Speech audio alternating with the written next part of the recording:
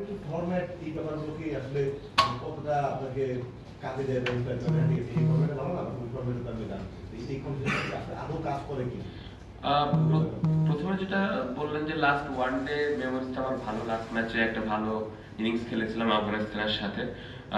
টি-20 match খেলতে পারেনি, টি-20 বিষয়টা নিয়ে যেটা বললেন যে ভালো অবস্থানে নেই, আসলে জিনিসটা হলো ইন্টারন্যাশনাল দেখ লাস্ট বছর রান মোটামুটি করেছি, বাট স্ট্রাইক রেটটা হয়তো ওইরকম আপ টু দ্য মার্ক ছিল না। বাট ওভারঅল যদি রানের কথা বলেন, রান আমি মোটামুটি ভালো করেছি, বাট আমার ক্যাপাবিলিটি আমি বিশ্বাস করি যে এর থেকে আমি বেটার ব্যাটসম্যান। সো ওইটা নিয়ে আসলে ওই ফরম্যাটটা নিয়ে চিন্তা করছি না, ওয়ান ডে ফরম্যাটটা ভালো যাচ্ছে। অনেকদিন পরে ম্যাচ খেলবো, ম্যাচ প্রিপারেশনটা আসলে এখানে হচ্ছে। গতকালকে একটা ম্যাচ সিনারিও হয়েছে, আজকে একটা হবে, এবং সামনে আর একটা প্র্যাকটিস ম্যাচ আছে। সো ম্যাচ প্র্যাকটিসটা ওখানে হয়ে যাবে। আর এই ফরম্যাটটা তো আমরা ছোটবেলা থেকে অনেক খেলি, সো অ্যাডজাস্টমেন্ট খুব একটা প্রবলেম হয়।